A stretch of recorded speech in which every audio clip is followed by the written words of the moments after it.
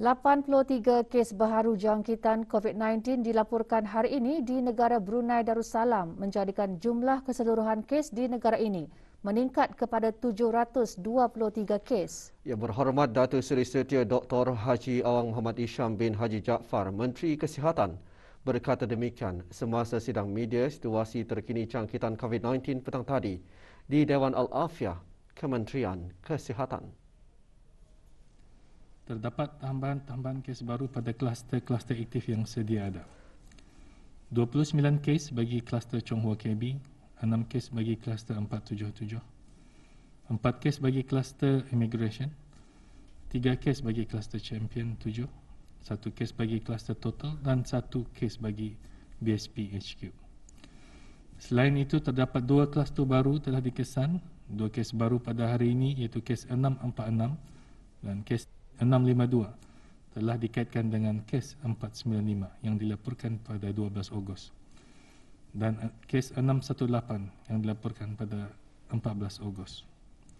Kluster ini sekarang dikenali sebagai kluster 495, iaitu merujuk kepada kes 495. Satu kes baru pada hari ini iaitu kes 649 telah dikaitkan dengan kes 535 yang dilaporkan pada 12 Ogos dan kes 616 yang dilaporkan pada 13 Ogos. Kluster ini sekarang dikenali sebagai kluster 535, iaitu merujuk kepada kes 535. Manakala terdapat 32 kes yang masih belum diketahui sumber jangkitannya. Kes-kes dalam kluster aktif ini adalah mereka yang menjalani kuarantin setelah didapati mempunyai kontak dengan beberapa kes positif sebelumnya. Manakala terdapat 4 kes import dicatatkan pada hari ini yang mana kesemuanya telah tiba ke negara Brunei Darussalam pada 1 Ogos 2021 dengan menaiki penerbangan diraja Brunei BI 684. Pengesanan kontak bagi semua kes-kes baru ini masih giat dijalankan. Semua kontak terdekat yang dikenal pasti akan diarahkan untuk menjalani kuarantin mandatory dan ujian RT-PCR SARS-CoV-2.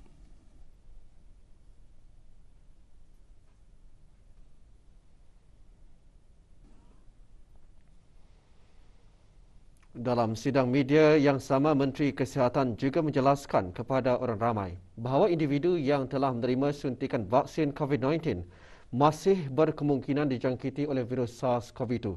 Namun, pada kebiasaannya jangkitan tersebut hanya akan menyebabkan kesan jangkitan yang ringan sahaja. Suntikan COVID-19 vaksin masih merupakan langkah yang paling berkesan bagi mencegah kesan jangkitan tersebut digantikan dengan pemakaian sungkup muka pada setiap masa, penjarakan fizikal dan menjaga kebersihan diri khususnya kerap mencuci tangan. Selain itu, pada lazimnya, suntikan dos kedua yang melengkapkan suntikan COVID-19 hanya akan berkesan sepenuhnya selepas 14 hari. Kementerian Kesihatan sedang berusaha untuk mempertingkatkan kapasiti program suntikan kebangsaan untuk memberikan kesempatan untuk lebih ramai lagi rakyat dan penduduk ini untuk menerima suntikan dengan segera. Marilah kita bersama-sama mengamalkan zikir, doa-doa dan amalan-amalan lain untuk memohon keampunan, petunjuk, taufik dan hidayah daripada Allah Subhanahu Wa Taala juga, supaya negara Brunei Darussalam sentiasa dilindungi dari kemudaratan dan bencana penularan wabak COVID-19. Negara Brunei Darussalam menyasarkan vaksinasi 10,000 dos sehari bagi mencapai 100,000 dalam tempoh 2 bulan.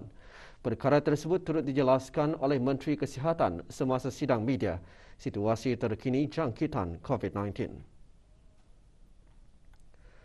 Mengenai kadar jangkitan COVID-19 di negara ini, Menteri Kesihatan menjelaskan masih terlalu awal untuk mengetahui angka sebenar bagi perkara itu. Walau bagaimanapun, Kementerian Kesihatan menjalankan kaji selidik serial interval bagi mengetahui jangka masa seseorang itu mendapat jangkitan. Sementara itu, mengenai untuk menjadikan pandemik COVID-19 sebagai endemik, Menteri Kesihatan menekankan akan kepentingan program vaksinasi.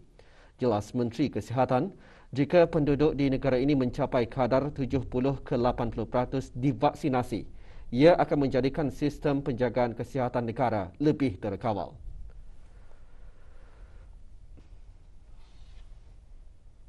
Berikutan situasi terkini COVID-19, beberapa perubahan perkhidmatan di pusat kesihatan akan dilaksanakan bermula esok. Butiran lanjut mengenainya menyusul seketika nanti.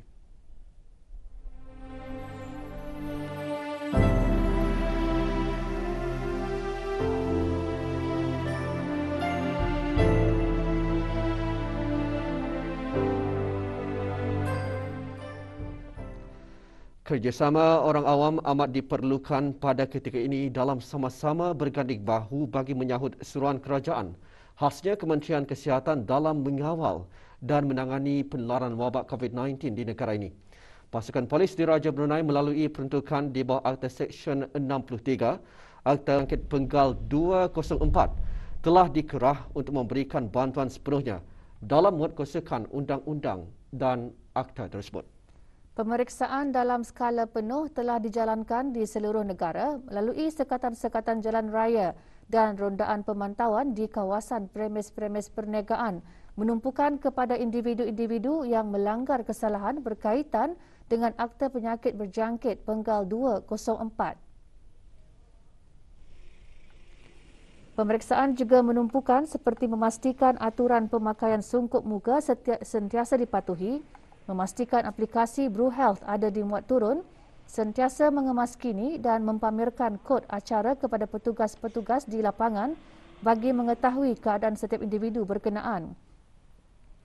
Jika didapati sesiapa yang melanggar atau ingkar akan mana-mana arahan yang dikeluarkan adalah menjadi satu kesalahan di bawah Akta Penyakit Berjangkit Penggal 204 dan akan dikenakan denda seperti kompan RM100, RM5,000 dan jika sabit kesalahan boleh membawa kepada denda sehingga RM10,000 atau penjara sehingga tempoh 6 bulan atau kedua-duanya sekali.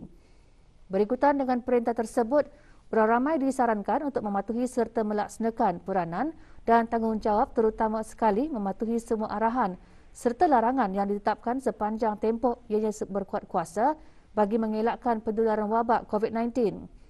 Jika mengetahui atau terdapatnya maklumat mengenai pelanggaran arahan, orang ramai disarankan untuk segera menghubungi talian kecemasan penguatkuasa undang-undang yang berkenaan bagi tindakan sewajarnya.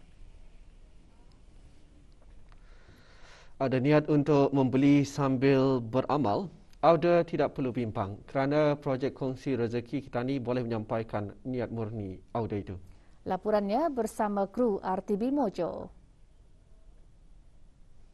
Dengan berkonsepkan membeli sambil beramal melalui pembelian air botol untuk disedekahkan ke masjid-masjid di seluruh negara, projek Kongsi Rezeki Ketani menjadi wadah kepada masyarakat untuk bersedekah. Sejak dimulakan pada tahun 2017 oleh Awang Muhammad Wafi bin Injio, pengusaha beverage by Wafi, projek tersebut mendapat sambutan menggalakkan daripada orang ramai. Berikutan sambutan memberangsangkan itu, projek tersebut pernah dilaratkan di kota suci Mekah dan Madinah. Orang boleh berkongsi rezeki dengan membeli air ini serendah RM1. So, bukan saya berkongsi dengan membeli air. Kalau orang dapat melihat usaha ini pun, orang itu akan share usaha ini. Mudah-mudahan ya jadi asbab memberitahu ke orang lain dan orang lain pun ikut turut berkongsi rezeki. So, itu konsep yang kami cuba bawakanlah. Walaupun mempunyai komitmen dalam perusahaannya, namun ia tidak menghalang Awang Muhammad Wafi untuk menunaikan amanah para pelanggannya untuk mengagihkan air-air botol kepada para petugas barisan hadapan. Ketika negara berhadapan penularan wabak COVID-19, tempahan bagi petugas barisan hadapan mendapat sambutan di luar jangkaan. Alhamdulillah, dengan bantuan kawan-kawan di 4 buah daerah ini, dapat kami tempuhilah masa ini. Kecuali untuk masa COVID ini, pergerakan kami sedikit terhad. Kami di Jogja ini, orang kata ni, saya saja merujuk. Mesti kami plan bisa-bisa cukup penyerang sekali jalan itu. Semoga niat ikhlas yang diungkayahkan oleh pengusaha tempatan ini akan terus memberi manfaat besar kepada masyarakat. Lebih penting, ia akan menjadi amal jariah untuk saham di akhirat. Laporan Azizi Ahmad untuk Berita RTB. Teranah di rumah bersama. Pelbagai sumbangan terus diberikan kepada petugas-petugas barisan hadapan bagi menghargai dan memberi semangat kepada mereka yang terlibat dalam menangani penularan wabak COVID-19 di negara ini. Kemarin bantuan barangan keperluan bernilai RM20,000 disumbangkan oleh Majlis Kesejahteraan Masyarakat MKM kepada petugas barisan hadapan yang terdiri daripada Persatuan Bulan Sabit Merah dan Sukarelawan Belia. Sumbangan diserahkan oleh Muhammad Yusof Sheikh Abdul Halim yang dipertua MKM kepada Presiden Persatuan Bulan Sabit Merah Awang Haji Muhammad Suhaimi bin Haji Ibrahim. Sementara mewakili frontliner Sukarelawan Belia ialah Awang Ahmad Nabil Fikri bin Haji Mahrub, Ketua Bahagian Perhubungan Sukarelawan Belia Airport Team Alfa Tangko. Antara barangan yang disumbangkan termasuk baju makmal pakai buang, sarung tangan, minuman serta makanan ringan. Dalam temu bual bersama yang dipertua MKM, sumbangan antara lain diharap dapat menguatkan semangat petugas barisan hadapan yang terlibat dalam berjuang memerangi wabak COVID-19 di negara ini.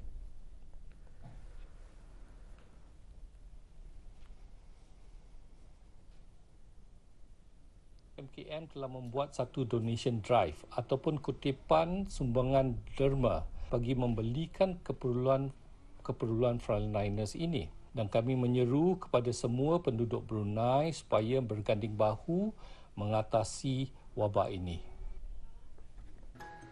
Berikutan situasi terkini COVID-19 di negara Brunei Darussalam, Kementerian Kesihatan melalui Jabatan Perkhidmatan Kesihatan memaklumkan perubahan perkhidmatan di beberapa pusat kesihatan akan dilaksanakan bermula esok 16 Ogos 2021.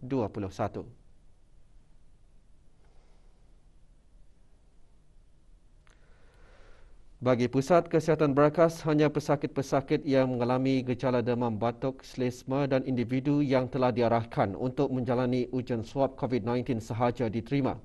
Perubahan ini adalah termasuk perkhidmatan yang diberikan semasa waktu lanjutan. Walau bagaimanapun, Pusat Kesihatan Berakas akan masih menerima sebarang kes kecemasan. Waktu beroperasi Pusat Kesihatan Berakas adalah seperti yang tertera.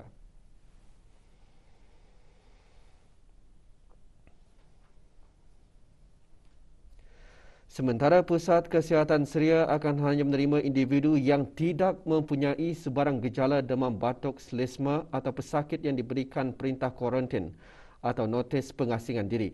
Ujian swab COVID-19 kini adalah ditiadakan di Pusat Kesihatan Seria. Pesakit yang mengidap gejala demam batuk, selesma atau pesakit yang diberikan perintah kuarantin atau notis pengasingan diri adalah dinasihatkan untuk hadir ke Flu ILI di Hospital Suri Seri Begawan. Walau bagaimanapun, Pusat Kesihatan Seria akan masih menerima sebarang kes kecemasan dan dibuka pada waktu yang telah ditetapkan. Bagi pusat-pusat kesihatan yang lain yang tidak menerima kes flu, orang ramai adalah dinasihatkan untuk menangguhkan dahulu sebarang perjumpaan bagi kes-kes ringan dan hadir jika benar-benar perlu sahaja. Kementerian Kesihatan dalam siaran medianya juga memaklumkan pemindahan sementara perkhidmatan di Pusat Kesihatan Jubli Emas Bunut ke Pusat Kesihatan Jubli Perak Sengkurong. Perkhidmatan tersebut termasuk klinik umum, klinik ibu dan anak, perkhidmatan pengambilan darah dan perkhidmatan farmasi. Sementara itu, Pusat Kesihatan Jubli Emas Bunut akan mula beroperasi sebagai pusat vaksinasi Jubli Emas Bunut, iaitu bagi pemberian suntikan vaksin COVID-19 bermula Selasa 17 Ogos 2021. Orang ramai yang ingin mendapatkan suntikan vaksin COVID-19 di Pusat Vaksinasi Jubli Emas Bunut adalah dikehendaki untuk membuat tempahan terlebih dahulu melalui aplikasi BruHealth dan dinasihatkan untuk hadir 1 jam sebelum perjanjian bagi mengelakkan kesesakan di pusat vaksinasi tersebut. Berikutan penutupan beberapa lokasi klinik pergigian dan pengurangan perkhidmatan pergigian, Kementerian Kesihatan melalui Jabatan Perkhidmatan Pergigian memaklumkan mengenai pembukaan perkhidmatan konsultasi secara dalam talian bagi pesakit-pesakit pergigian, iaitu melalui telefon di talian 811-7981 atau 8117936. Manakala bagi mereka yang berhasrat untuk menghantar pesanan ringkas melalui aplikasi WhatsApp sahaja, boleh menghubungi talian 8117635. Pada masa ini, hanya rawatan-rawatan pergigian kecemasan yang tidak melibatkan aerosol sahaja yang dikendalikan dan ia tertakluk kepada saringan pemeriksaan di kaunter-kaunter yang disediakan di lokasi-lokasi yang berkenaan. Orang ramai kini boleh membuat sumbangan secara sukarela ke COVID-19 Relief Fund bagi membantu pihak kerajaan membeli peralatan dan barangan keperluan dalam membendung penularan wabak tersebut di negara ini.